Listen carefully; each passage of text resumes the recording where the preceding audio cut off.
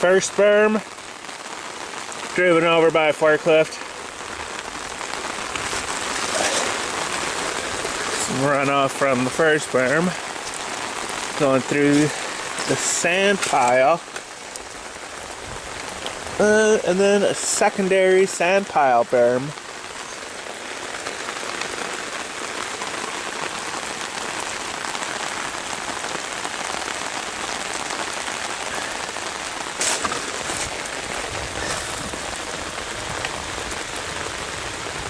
Lots of nice waters. Almost overflowing the berm right there.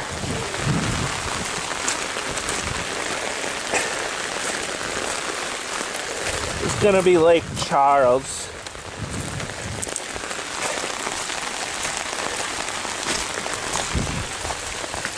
So it flows down into this crevice. Lake Charles drains into the crevice. And the crevice, I guess, drains into the Mississippi down there.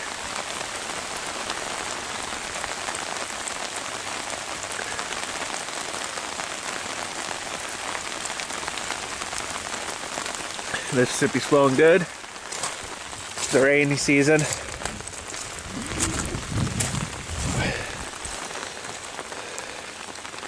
Looks kind of good.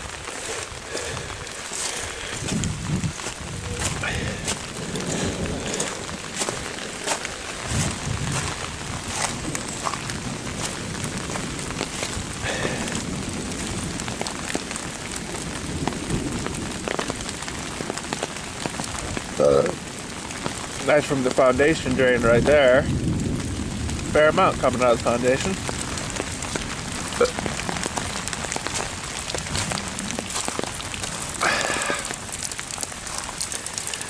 Kind of let up a little bit.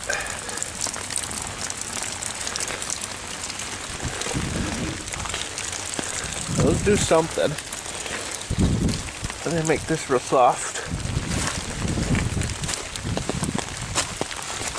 So it's, I don't know, 45 degrees maybe. My hands are cold because they've been wet from the rain.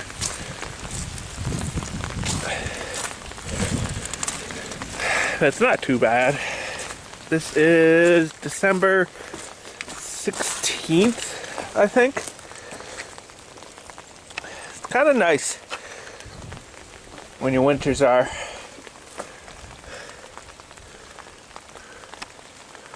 40, 50 degrees.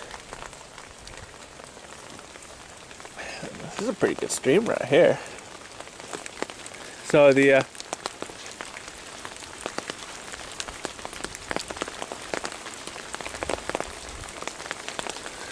almost thought I heard something.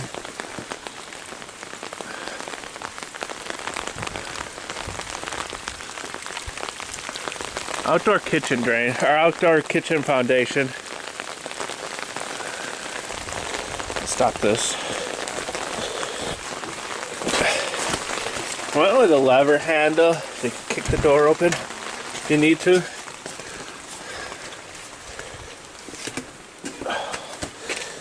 Water hasn't breached. Very nice.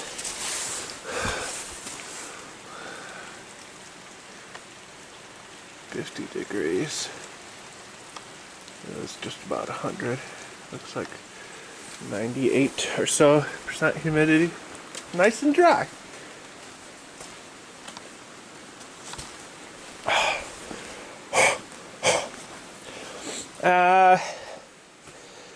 Now it'd be time to get all this wet.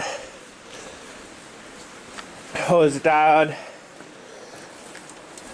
Give it a scrubbing. So, still open, still open, still open. So it'll dry out pretty good. So I'm gonna hose it down, give it a scrubbing.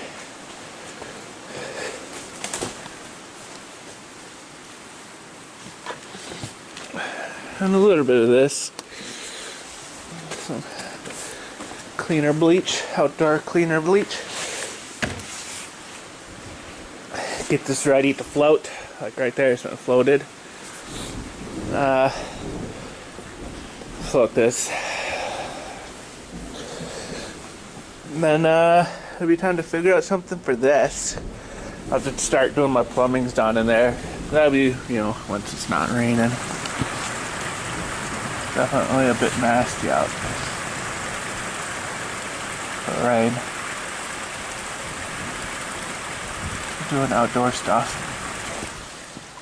Kind of nice. It stays 50. 50 is a good working temperature as long as you got a sweater on, some kind of overshirt, and you stay moving. I really don't sweat too bad.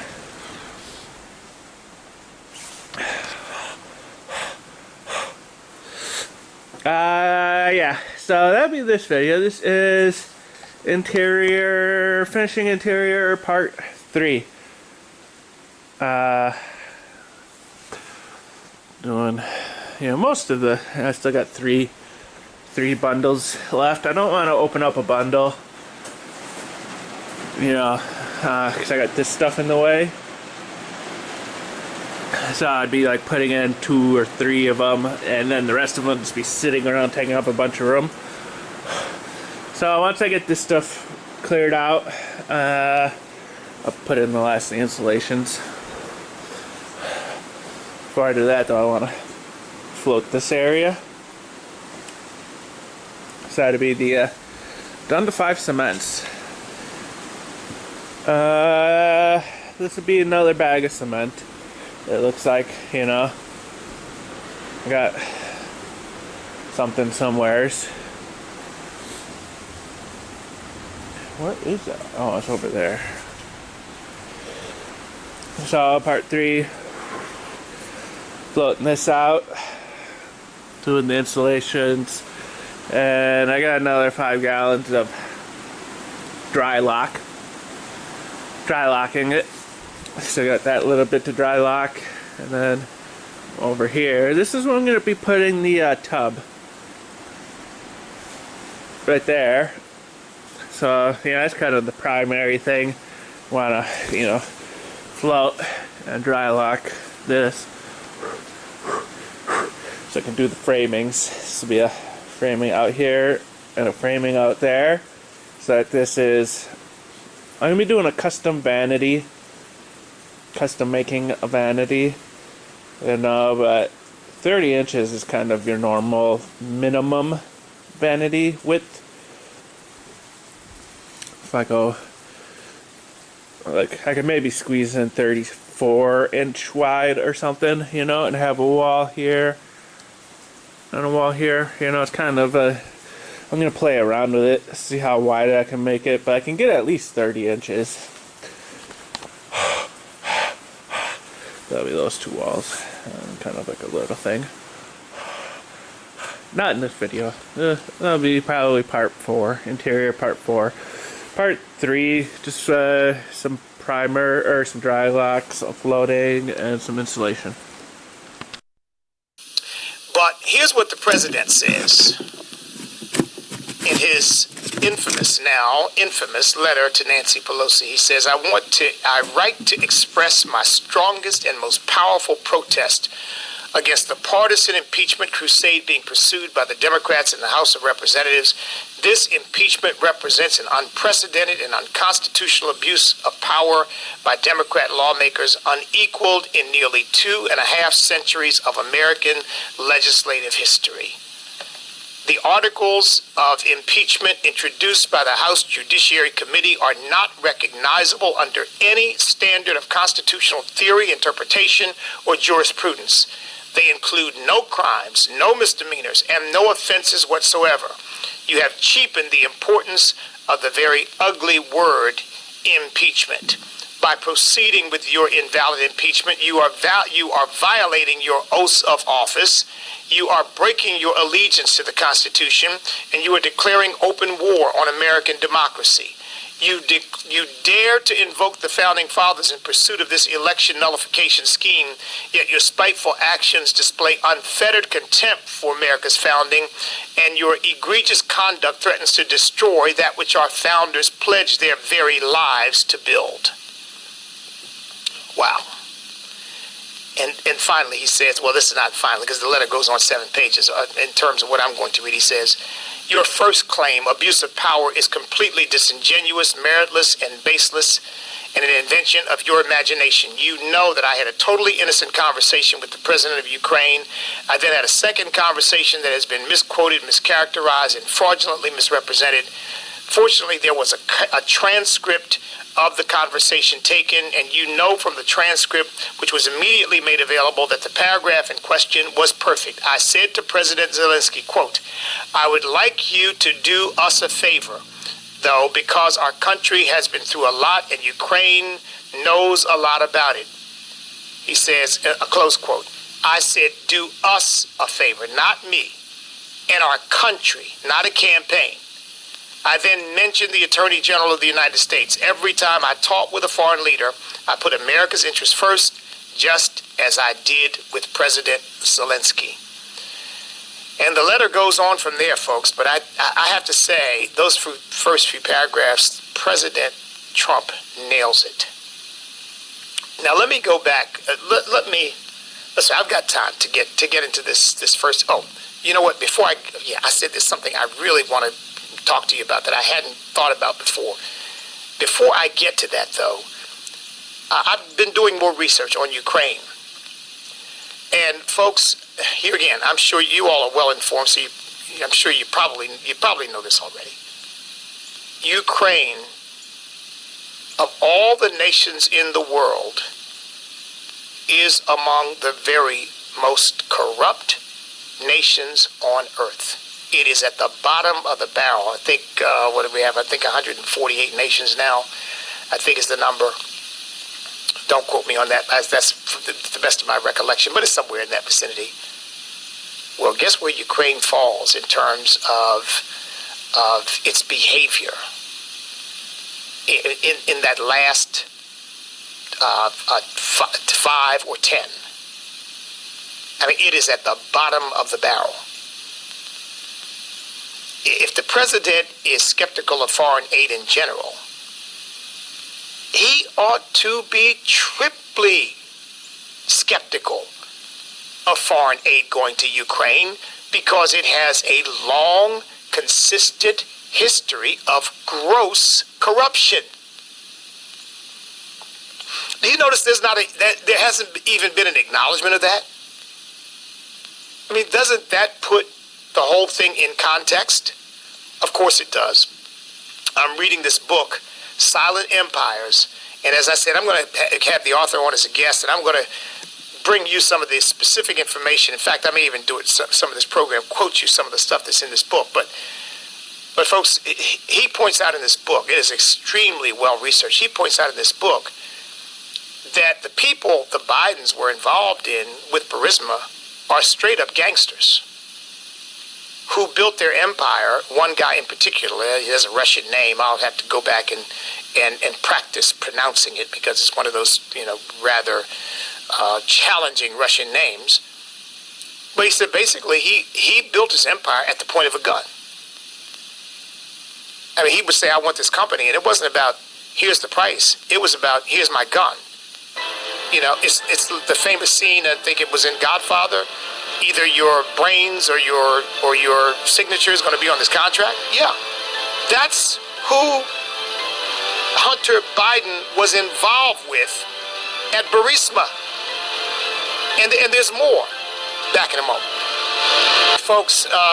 This issue of the president asking about corruption in Ukraine, again, the more research I do, the more I read about this, and I don't know why this is not being brought out. Republicans need to bring this out, but they were involved with a company that was just absolutely disgustingly corrupt,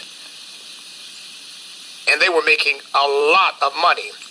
And by the way, the guy's name that I was trying to think of is his last name at least is Kolomoisky. I'll get the first name. Ihor, I-H-O-R, Ihor Kolomoisky. And he was one of the oligarchs who was involved with Burisma. And this guy built his empire And in fact, I'll quote, it just says, he built his multi-billion dollar empire by raiding other companies, a violent form of mergers and acquisitions involving guns. That's how Kolomoisky built his empire, and he was deeply involved with Burisma. Now, let me add one other thing to just demonstrate the president did something good here when he asked about corruption. We gave $1.8 billion in loan guarantees to Ukraine. We, meaning the American government, did $1.8 billion in loan guarantees during the Obama administration. Which, you know what that means. That means they are able to go out there and borrow money, and America says we back that money. If it's lost, we will pay it. So it's on the American taxpayer. So Kolomoisky and his colleagues went out and they borrowed money from a variety of banks in Ukraine. And yes, just as you're probably about to guess, the money disappeared. The money disappeared, folks. It has not been seen or heard from since. Now, I don't know legally where we are, but a loan guarantee means that America's on the hook for that money. It just disappeared. Okay, $1.8 billion. And there have been all kinds of investigations, and one of the things that Vice President Biden wanted to stop was an investigation into how Burisma had handled this money. He didn't want that investigation to go forward. And folks, I can see now why liberals are squealing like hit dogs. Because you're getting dangerously close to little corrupt games that they're playing to enrich themselves, while they're constantly pointing the finger at others as having too much money and this, that, and the other. And yet, you all know the left is so well financed that conservatives, at this point at least, aren't even beginning to compete. At this point, aren't even beginning to compete financially. Well, now we know why. Because they've got money coming from everywhere. As a result of corruption. I mean, at least based on this, and they don't want this to be investigated. They don't want this to be looked into. But folks, this stuff is really deep. And I'll tell you something. God bless President Trump. If I were president right now, I'd be doing exactly what he's doing. And you know what? He needs to look into the Biden's involvement in China, because we got a similar situation. Apparently, they were involved in a deal with some Indian tribes down in Texas, in which the Indian tribes lost all their money. In fact, one of his partners, Devin Archer, went to jail for engaging in fraudulent financial activities. Somehow Hunter Biden has avoided that, even though he's had all kinds of problems, as you all know, with drugs and alcohol and so forth. So, folks, the more I learn about this, the more committed I become to this idea. He did something wrong. He did something right. Because right now, America is on the hook for $1.8 billion of our foreign aid that disappeared, or foreign loan guarantees, that disappeared in Ukraine. And you mean to tell me they're impeaching the president? They ought to be thanking him. They ought to be sending him bouquets. But of course they can't and won't, because they're crooks. Now, I'm not saying all of them, but a lot of them are just straight up crooks. I mean, look, does anybody doubt that the Clintons are crooks? I mean, the Clintons are crooks, folks. I mean, they're not going out robbing a bank at the point of a gun. But I tell you what, they're getting the job done. So, I mean, this is just, and when I listen to this load of garbage being dumped in the middle of the House of Representatives about the president as a tyrant and a despot, and he's destroying our Constitution, he's destroying civilization, he's destroying the planet, and you just, you know, you just want to pull your hair out. You want to reach into the television and grab somebody by the neck and just shake them a couple times, you know. Forgive me for the violent image, folks, but you know, you want to pull your hair out or reach through the television. I mean, you just, oh boy. And they keep repeating the same thing over and over and over and over and over and over again about this conversation. And I've read the transcript of the conversation. I've listened to the explanations. I've listened to their characterizations. I've done some research on the background of Ukraine and Burisma, and I'm realizing more and more that this president ought to be commended for what he did. He ought to be commended for that conversation. Because look, when this money's disappearing in Ukraine, and you've got Americans who are over there trafficking and trading in influence, you can rest assured some of that money is disappearing into their hands. Rest assured. And so, of course, if I were president of the United States, I would want to know if an American, I don't care who he is or what he's doing, if an American is benefiting financially by robbing American taxpayers, going through the vehicle, the hidden vehicle of some foreign country to do so. I'd want to know that. And based on everything I now know, that is exactly what the Bidens have been doing. That's exactly what his son has been doing. And you can't tell me that this is not a kind of a wink and a nod from the former vice president in watching his son play these games. I think I mentioned to you all that John Kerry's stepson was a Heinz kid. He was involved in it as well. I said one of their partners, Devin Archer, went to jail for some of his shenanigans. And this company that they formed, folks, you know what? If this prosecutor is really doing due diligence, I think you're going to end up maybe with Hunter Biden going to jail. Because I think Hunter Biden's been involved in some very, very shady stuff. Some very shady stuff. Okay? I'm not prejudging it, but I'm just saying based on what I know now, he could. Okay? He could. Because this stuff is serious. I think the only issue is they've had such political cover. You know, the Obama Attorney General wasn't going to look at this. You know that.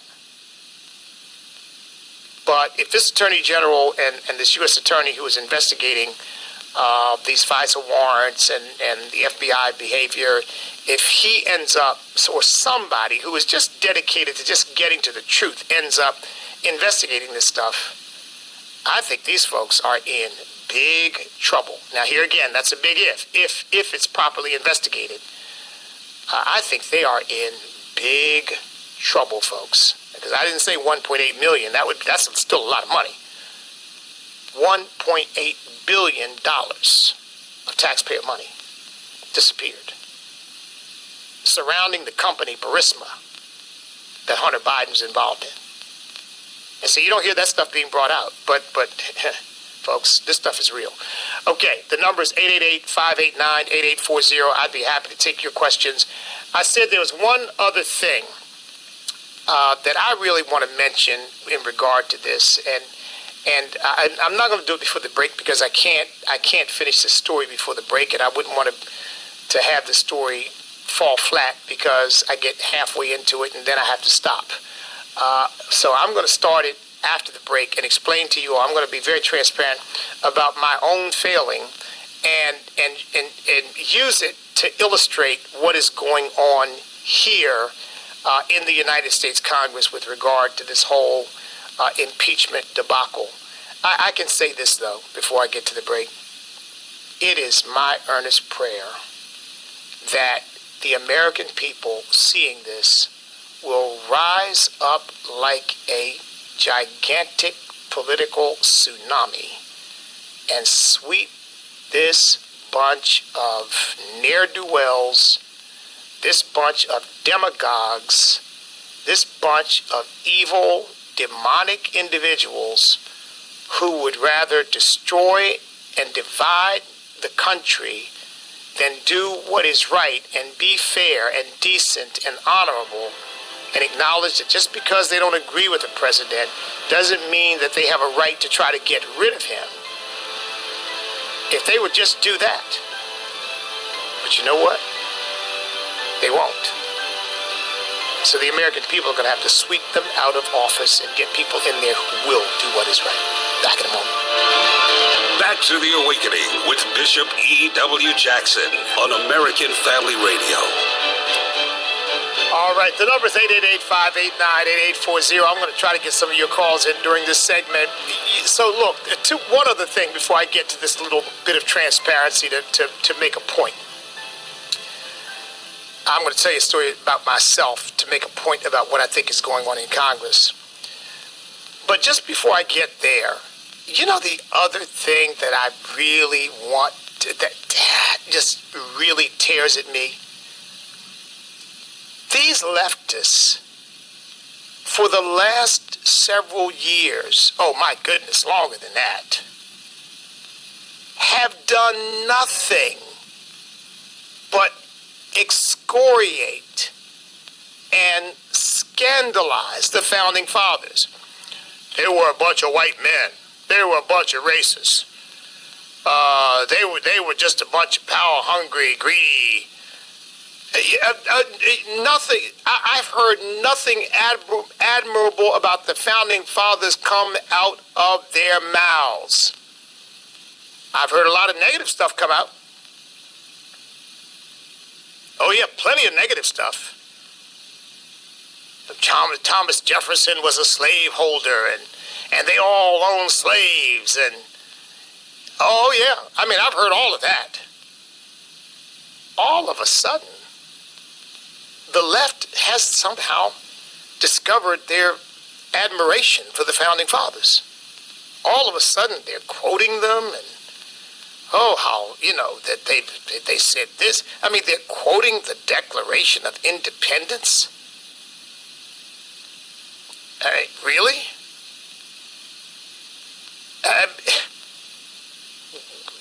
We've been hearing that this sort of religious devotion to the Constitution. Now, all of a sudden, oh man, they're constitutionalists now. Oh, we must uphold the Constitution. I've never heard them talk like this before. In fact, I've heard them criticize conservatives for hiding behind the Constitution. We don't really understand the Constitution is an antiquated document. You can't apply the things of the Constitution to today when it was written 243 years. I mean, I've heard all of that. Now, all of a sudden, it's really kind of funny. It just goes to show, though, these folks have no filter on their hypocrisy. They just don't. They just don't.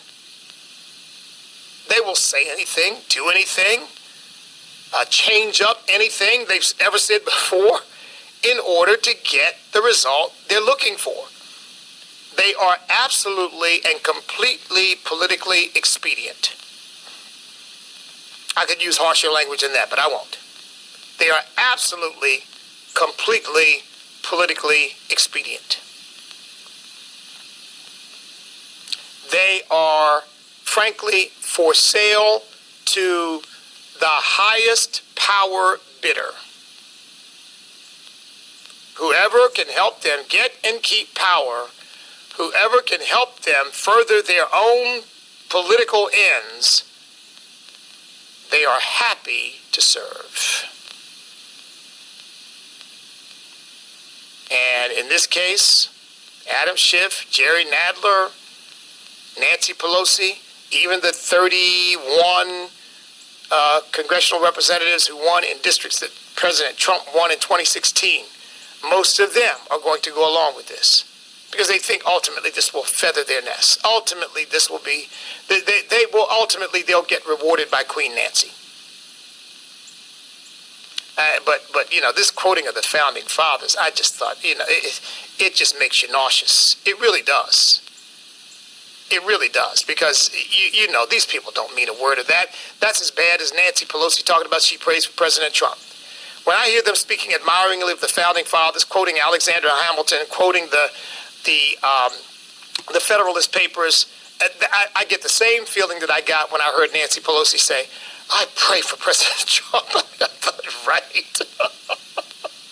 Yeah, I'm sure you do. Right.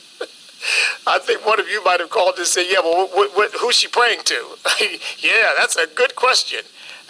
Certainly not the God of the Bible. Certainly not the God of our Lord and Savior Jesus Christ. Certainly not the God of Abraham, Isaac, and Jacob. No. So that was one thing. Okay, real quick, and then I'll come to the lines. 888-589-8840. Years ago, while President Trump was in office, okay, I came across a picture of him. And he was surrounded by a bunch of guys. All of them happened to be black. They were in dark suits, and they had bow ties on. And when I saw that picture, I immediately recognized what it was. What it had to be. He was surrounded by members of the Nation of Islam. I knew that he knew Farrakhan because he had been to the Million Man March. The Million Man March, by the way, I refused to attend. I was on C-SPAN during the Million Man March, criticizing it and saying no decent person, certainly no Christian, ought to be following Louis Farrakhan across the street, let alone to Washington, D.C. Oh, and I got some of the nastiest hate mail I've ever gotten for that one. But nevertheless, I refused to go. I made it a public point that I would not go and would not support it and would not cooperate with it in any way. But Obama has bragged about having helped organize to go there. So I knew he knew Farrakhan. I mean, come on. The picture that came out after his election just goes to show, here again, the depths of deception and subterfuge of the left, because they hid that picture for 8 years. You know, him, big smile, great big old smile on his face with Louis Farrakhan, because Louis Farrakhan really represents the way Obama thinks. I mean, he may not agree with all his little religious, weird ideas, but I think Obama pretty much agrees with the way Farrakhan thinks about matters of race. Because so did Jeremiah Wright, under whom he sat for 20 years. So I saw this picture, I said, well, there it is. He's surrounded by the Nation of Islam. And I didn't, go public with it because I just discovered it, but I told a couple staff people, I said, look at this, the Nation of Islam. Well, as it turned out, he was not surrounded by members of the Nation of Islam. You know who they were? He had posed for a picture, but you couldn't tell it was the White House. He had posed for a picture with butlers in the White House. Now, I don't know whether there are butlers in the White House who aren't black, but all of these butlers were black. And they were all wearing bow ties, and they all reminded me of the Nation of Islam. So when I found out that I'd made a mistake, of course, you know what I did? I apologized to people I said it to and said, I was wrong about that. No, that's not what that was. And folks, I say that to you to be transparent, because even though part of the reason I jumped to that conclusion was I didn't like President Obama. I didn't like his policies, didn't like what he stood for. And it was easy, and also there was some evidence to suggest that I might be right about that. So it was easy for me to jump to that conclusion. But when I found out that that did not comport with the facts, I apologized to those whom I said that to, and I reversed my view to comport with the facts. Now, folks, here's what this is in this impeachment deal. These people hate President Trump. Now, I never hated President Obama, but they hate President Trump. And they are willing to twist anything they can find into some sort of nefarious, evil, wicked plot by him. And in this case, they twisted a conversation that's normal by every standard as far as I'm concerned. Even the Republicans who say, well, what he did was wrong. I don't see that he did anything wrong. I don't know what was in the man's heart. They want to read what was in his heart. I know what he said, and I don't see that he said anything wrong. The only difference, though, between them and me is when I found out that my facts were wrong, that what I thought was true was not true, I reversed myself, even though it meant that my impression about someone with whom I had profound disagreement was wrong. I was willing to own up to that, admit that, and move on. These folks don't have any such compunction. See, those of us who really believe that the standard of truth is what we ought to all adhere to are always at a disadvantage when we're dealing with people who will lie about anything any time, about anybody, under any circumstances, in order to further their own agenda. And that's what we're dealing with. To the Awakening with Bishop E.W. Jackson on American Family Radio. All right, 888-589-8840. Believe it or not, on my television in front of me right now is Sheila Jackson Lee waving a copy of the Constitution. She's probably never waved a copy of the Constitution before in her life. And remember, somebody ought to say, yeah, you mean the same document that says the right of the people to keep and bear arms shall not be infringed? Oh, that Constitution, that one? Okay, let's go to your calls, folks. Thanks for your patience. Let's go to Luke in Virginia. Luke, welcome. Hey, how are you, Bishop? I'm doing great, Luke. How are you? Very good. I'm in Richmond, Virginia, and I love your show. It's very good, very informative. But, this whole thing seems to me like there's a central location, a central think tank. And I honestly believe that Obama, Clinton, Soros people are personally involved, strategizing, planning all of this out, how they can subvert and undermine this whole thing. And that's one of the reasons why everybody starts using the same words across all of the news networks. First it's collusion, then it's bribery, then it's abuse of power, then it's contempt. Organized effort to destroy this nation. Obviously, we're doing the best thing that we can by praying fervently day in and day out. But this is a serious war, and this is a spiritual battle. This is horrible. Luke, look, you're absolutely right. We have to be praying fervently. I think we've got to speak up as well. I know it upsets people when they hear us do it, but I think we've just got to be that much more forceful. When I've heard people say, well, the president is a racist, and one of the congressmen said he said he needs to be impeached because he's a racist. And I said, well, okay, what has he done that's racist? And crickets, as my son likes to say, you get nothing, because you've got to confront the lies. We've got to confront the lies. And look, I believe this with all my heart. People like these elitists in Congress right now, they are dedicated to lies. I'm serious. I mean that, dedicated to lies. But you know what? I believe there are a lot of people out there who really do want the truth. And if they're hearing a bunch of lies, they may think, okay, well, I guess that's reality. But when they begin to hear the truth, they go, oh, wait a minute. Whoa, okay, I didn't know that. And they awaken. And so we've got to keep waking people up with the truth. So thanks for the call, Luke. But I agree with you. Soros and Obama and Eric Holder and a bunch of billionaires on the left are all working very, very hard to undermine this as a constitutional republic. And they're going to stand on this floor of the House and wave the Constitution? Oh, my goodness. Let's go to Reginald in Georgia. Reginald, welcome. Reginald, you're on. Reginald, are you there? Okay, did I lose Reginald? Well, I'll try to come back to Reginald. Let's go to Fran in Ohio. Fran, welcome. Hi. Hi. Oh, I'm sorry.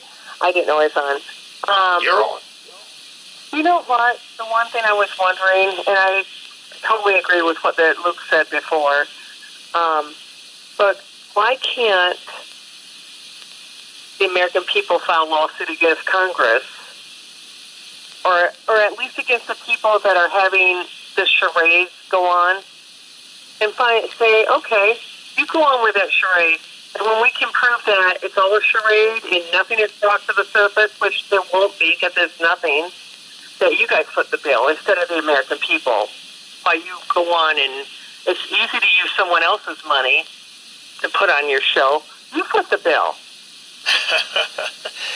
Well, Fran, let me just say this to you. You have really stumbled up on something, because I've had some serious discussions with some people and some lawyers about the possibility of suing Congress for subverting the votes of the American people, overthrowing those votes, or curtailing the voting rights of the American people, some theory like that. I'll tell you, it's a hard one because, of course, Congress is under immunity, that they are not liable for anything that's said on the floor of Congress. They have congressional immunity. And so it'd be very, very hard to get at them that way. And of course, then you have the whole issue of, well, they're engaged in a constitutionally provided procedure. So it does get complicated. But I'll tell you something, Fran. I'm thinking the same way you're thinking. They are subverting this nation, hurting this nation, and there ought to be a way within the law to make them pay. And so you keep praying and thinking about that, and I will too. And I've got some other people praying and thinking about it because I think you're onto something there. Okay, let's go to Hans in Kansas. Hans, welcome. Or did I have that right, or is it Hans? Yeah, that's okay. Hans and the Brigger, yeah. You got it. Okay. Hey, Bishop, thank you. I've been with you for years, buddy. Thank you, okay? Thank you, Hans. Thank you. Let's look at the seriousness of this. When this reporter looked at Nancy, you could just see all the demons around her. What do you mean I hate Trump? I was raised a Catholic all my life, and I've been taught how to pray for people. But I like the way you said it. Which God was that one? Do you remember, sir, when they had a 3 votes? Hey, how many people want to kick God out of the house? Let's hear it. Yay. Let's go. Oh, yeah. I wasn't quite sure. Let's do it again. We need to kick God out of the house. And they did it again, and finally they won. God got kicked out of the house. Now, we're in the history of the United States. Would anybody want to kick God anywhere? So we can see how demonic this really is.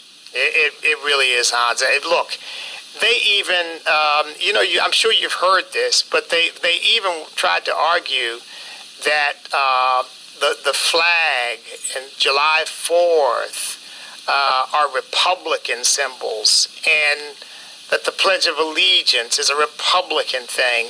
They're trying to marginalize all of the symbols that unify us in this country, divide and conquer. So you're right. This is a spiritual battle without any question whatsoever.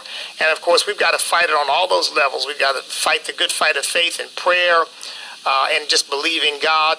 And then we've got to fight politically. We've got to register. We've got to get out and vote. And then we've got to be active in our communities and standing up and speaking up for the things that are right. In fact, for those of you in Virginia, I'm going to be at Suffolk City Hall tonight at a rally for the Second Amendment. That starts, I think, at 6 o'clock. I'm going to be speaking there about 6:45. Because every time I have a chance, I've got someplace else to go afterwards, but every time I have a chance to speak up for our Constitution, First, Second Amendment, our Bill of Rights, our way of life, I'm going to do it because I just think every single one of us has to do that every chance we get. And trust, as George Washington said, all we can do is hold up a standard to which good and honest people can repair. The rest is in the hands of God. Thanks for the call, Hans. We appreciate that. Let's go to Christian in Texas. Christian, welcome. Christian, you're on. Bishop. Hey, Christian. Good afternoon. Thank you for taking my call, Bishop. I just want to let your audience know that America needs to stand up and really push back, because this is forces of darkness that has really infiltrated into American soil. And it's like, to me, the Democrats, they ate the forbidden fruit. And it's really getting on them, and they want everybody else to eat the same fruit, just like Adam and Eve ate the fruit, and now they are paying the consequences, and now they want all of us to pay the consequences, and we refuse. So if America does not stand up and push back, they will start to regret this very time. They will regret, because once it's gone forever.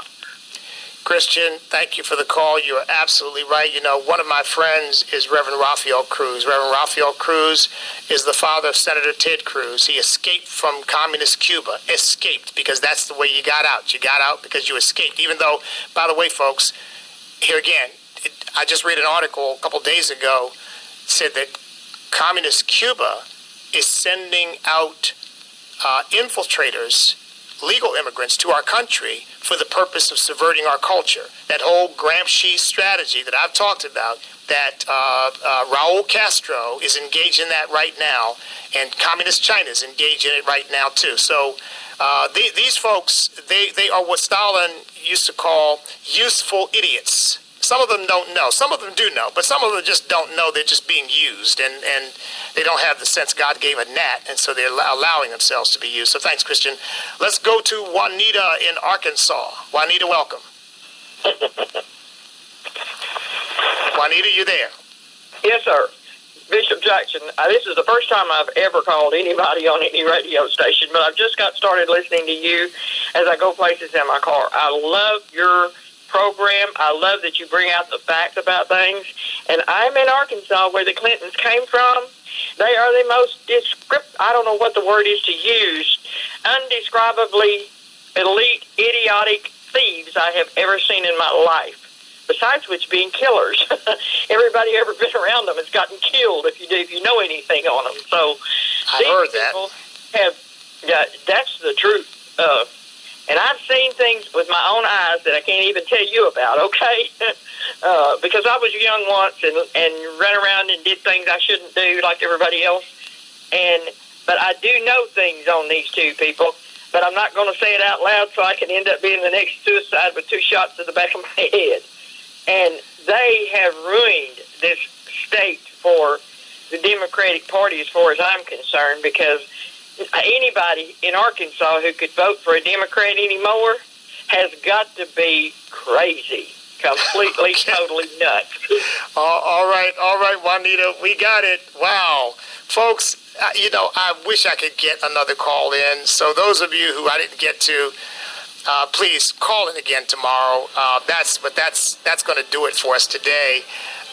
Very, very interesting comments, by the way. And I really do appreciate the contribution that you all make. So thank you for the comments and compliments on the program. We're going to keep trying to bring you the very best information that we can. So look, folks, just keep standing up, keep praying, keep fighting. Fight the good fight of faith. And remember that we cannot be defeated if we will not quit, because we really are on God's side.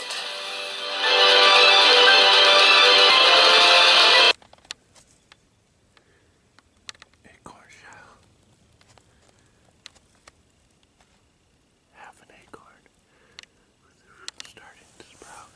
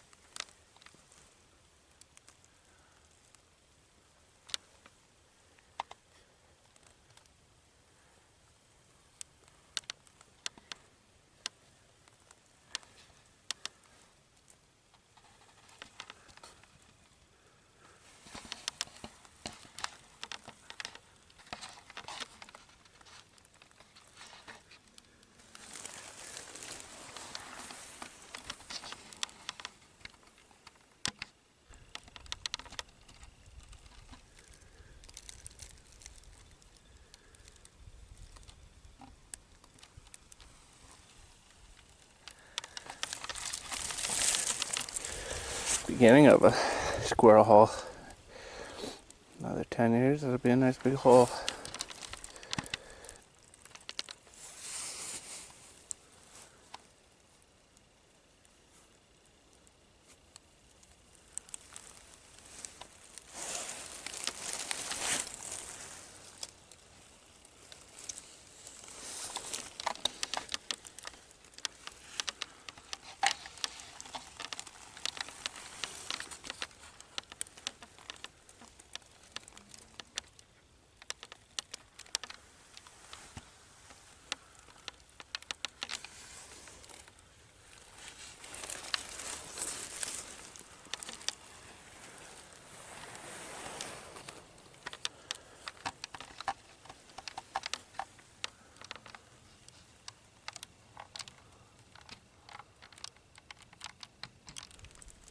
Squirrel poop.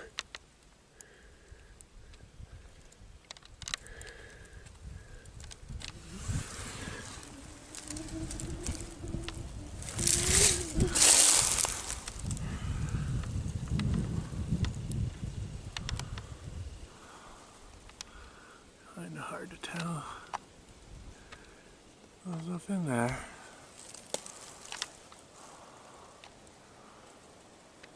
Couple of dead branches. Haul it out. Nice little squirrel home. 3.5, 4 feet. Nice big pile of something back there. Hard to say if that's poo or sawdust. That's squirrel poo right there.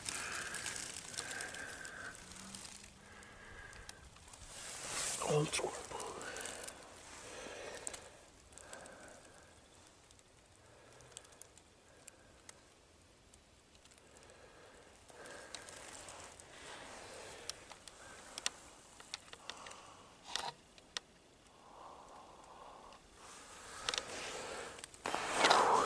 Foot.